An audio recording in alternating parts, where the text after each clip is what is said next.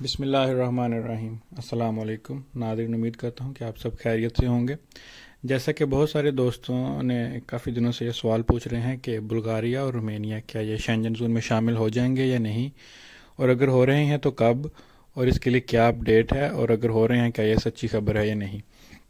تو میں نے سوچا کہ اس کے متعلق ایک ویڈیو بنا دی جائے تاکہ آپ سب لوگوں کو کلیئر ہو جائے، اور اس کے لیے میں ویٹ کر رہا تھا کہ کوئی ایسی خبر آئے جو حقیقت کے نزدیک ترین ہو، جو حقیقت ہو۔ تو اب خبر آ گئی ہے تو ہم آپ کو بتاتے ہیں۔ جیسا کہ آپ جانتے ہیں کہ جو بھی ممالک یورپی یونین میں ہیں، اس کا یہ مطلب نہیں ہے کہ وہ سب شینجن زون کا حصہ بھی ہیں۔ شینجن زون کا مطلب ہے وہ زون ہے، وہ کنٹریز ہیں جہاں پر بارڈر کی ریسٹرکشن نہیں ہے، پاسپورٹ چیک نہیں ہے، آپ صرف اپنا بورڈنگ پاس لیتے ہیں اور آپ جاتے ہیں، اس کے لیے آپ کو امیگریشن کرنی نہیں پڑتی ہے۔ جیسا کہ آپ فرانس سے اٹلی جائیں یا جرمنی جائیں یا آپ پورتگال جائیں، آپ سوئٹزرلینڈ جائیں، ناروے جائیں، سویڈن، ان کنٹریز میں جائیں، یہ شینجن زون کا حصہ ہیں۔ یہ جو پارلیمنٹ نے جو ہے ابھی بلغاریہ اور رومینیا کے حق میں ایک ریزولوشن پاس کی ہے، جس کے مطابق 2023 میں جو رومینیا اور بلغاریہ ہے وہ شینجن زون کا حصہ بن جائے گا، اور اس میں 26 کنٹری ہیں جن میں سے شینجن زون میں، جس میں سے 22 جو ہیں وہ یورپی یونین کی ہیں، اور یعنی کہ تقریباً ان کی آبادی ہے وہ 420 ملین کے قریب ہے، اور اس کے اندر جو ہے وہ انٹرنل چیک نہیں ہے، یعنی کہ کوئی امیگریشن نہیں ہے۔ اور اس میں ایسا ہے کہ ایک بار آپ نے جب ان ممبر اسٹیٹ میں سے کسی کا بھی بارڈر کراس کر لیا تو اس کے بعد آپ کو دوبارہ بارڈر چیک کی ضرورت نہیں ہے، آپ صرف اپنے بورڈنگ پاس کے ساتھ، اپنے ٹکٹ کے ساتھ آپ ٹریول کر سکتے ہیں۔ اور اس کے ساتھ اس کا یہ فائدہ ہے کہ اس میں جو تجارت ہے وہ اس میں تیزی آتی ہے، اور اس میں جو ٹرانزٹ ہوتی ہے چیزوں کی، یا اس کے لیے جو ٹائم لگتا ہے یا ویٹ کرنا پڑتا ہے، اس کی کاسٹ جو ہے بالکل ختم ہو جاتی ہے۔ اور اس کی جو ایوریج ہے ای یو میں اس کی بائی ایوریج جو ہے وہ 2.81% جو ہے وہ شینجن ایریا میں ہے۔ اور آپ دیکھ سکتے ہیں کہ جیسا کہ کروشیا اور آئرلینڈ، یہ نان اے یو اسٹیٹ جو ہیں وہ نہیں ہیں، یہ یو اسٹیٹ کے ممبرز ہیں اور شینجن زون کا حصہ نہیں ہے۔ اور ناروے آپ دیکھ سکتے ہیں کہ وہ شینجن زون کا حصہ ہے، آئس لینڈ شینجن زون کا حصہ ہے، سوئٹزرلینڈ جو ہے وہ شینجن زون کا حصہ ہے، پر وہ یورپی یونین کا حصہ نہیں ہے۔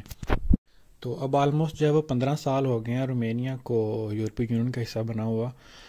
تو اس میں یہ سوال ہے کہ وہ ابھی تک اپنا جو ہے وہ اس میں شامل کیوں نہیں ہوئے ہیں، شینجن زون میں ابھی تک شامل کیوں نہیں ہوئے ہیں۔ اس کے لیے شینجن زون میں نئے ممبر کو شامل کرنے کے لیے اس کی جو مین ریکوائرمنٹ ہے وہ یہ ہے کہ جو تمام ممبر اسٹیٹ ہیں ان کی مرضی ہونا شامل ہے، صحیح ہے، تو پھر وہ ایگریمنٹ سائن کرتے ہیں تو پھر آپ شینجن زون میں آ سکتے ہیں۔ 2012 میں رومینیا اور بلغاریہ نے جوائننگ کے لیے شینجن زون میں جو اپنی اپلیکیشن دی تھی، اس میں تقریباً 6 ممالک تھے جنہوں نے اس کی مخالفت کی تھی، جن میں نیدرلینڈ بھی تھا، ناروے بھی تھا، ناروے نہیں سویڈن تھا، اور فن لینڈ تھا۔ انہوں نے جو یعنی 6 ٹوٹل ممالک تھے جنہوں نے اس کی مخالفت کی، تو انہوں نے کہا تھا کہ جرمنی کی طرح، یعنی کہ کی طرح یا جو اٹلی کی طرح آپ کو اپنی سیکیورٹی جو ہے وہ مضبوط کرنی ہوگی، آرگنائز کرائم جو ہے ان کو ختم کرنا ہوگا، کرپشن جو ہے اس کو ختم کرنی ہوگی۔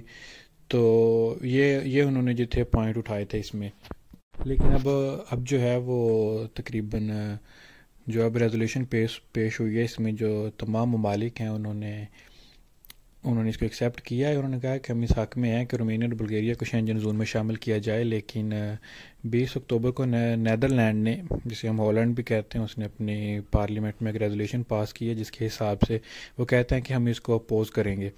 تو کوئی بھی ایک کنٹری جو ہے وہ تمام 26 ممالک میں سے اگر وہ کہہ دے کہ ہم اس حق میں نہیں ہیں کہ ان کو شامل کیا جائے، تو وہ روکا جا سکتا ہے ان کو۔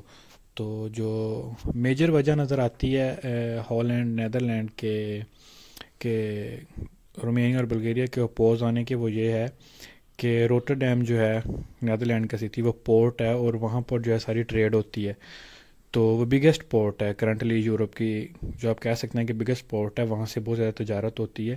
تو اگر رومینیا شینجن زون میں آ جائے گا تو رومینیا کی جو کانسٹنٹانا جو ہے پورٹ، وہ بہت امپورٹنٹ ہے، وہ بلیک سی کے اوپر ہے، اس کی پوزیشن بہت اچھی ہے۔ تو اور وہ چیپ بھی ہے.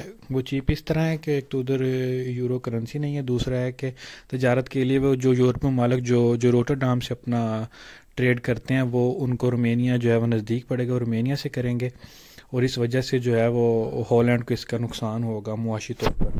آپ کو پتہ ہے ہالینڈ ایک مضبوط معیشت ہے یورپ کی. تو اب یہ دسمبر میں دوبارہ ریزولیوشن جو ہے وہ پیش ہوگی، لیکن مسئلہ یہ ہے کہ لگ رہا ہے کہ نیدرلینڈ جو ہے وہ دوبارہ اپوز کرے گا، جیسے کہ اس نے اپنی پارلیمنٹ میں اس کو منظور کر لیا ہے. تو اب جو ساری بات ہے وہ آ گئی ہے دسمبر پر، کہ دسمبر میں جب دوبارہ ریزولیوشن پاس ہوگی تو ہم اس میں دیکھیں گے کہ کیا یورپی یونین کے دوسرے ممالک جو ہیں وہ نیدرلینڈ کو راضی کر پاتے ہیں یا نہیں. اگر وہ اس کو راضی کر پائیں گے تو ٹھیک ہے، اگر وہ نہیں راضی کر پائیں گے تو پھر رومینیا اور بلغیریا کو ایک دفعہ پھر انتظار کرنا پڑے گا. یہ بالکل اوتھینٹک نیوز ہے، اس میں کوئی شک و شبہات کی بات نہیں ہے. تو اب دسمبر میں دوبارہ ریزولیوشن پیش ہوگی یورپی یونین میں، اور پھر اس میں فیصلہ ہو جائے گا. لگتا تو یہ ہے کہ نیدرلینڈ اپنا جو ہے وہ فیصلہ چینج نہیں کرے گا. تو امید کرتے ہیں کہ آپ کو آپ کے سوال کا جواب مل گیا ہوگا. تو ملتے ہیں انشاءاللہ اگلی ویڈیو میں اگلی نئی اور حقیقت پر مبنی معلومات کے ساتھ. اپنا خیال رکھیے گا. اللہ حافظ.